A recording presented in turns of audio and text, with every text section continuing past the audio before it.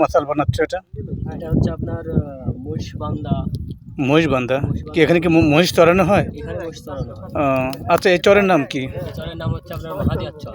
মাহাদিয়ার চর কোন ইউনিয়নের মধ্যে পড়ে, কোন উপজেলা? গরিপুর ইউনিয়ন, গোপালপুর উপজেলা। গোপালপুর উপজেলা না লালপুর উপজেলা? লালপুর উপজেলা। লালপুর উপজেলা। আচ্ছা, এই চরের নাম কি?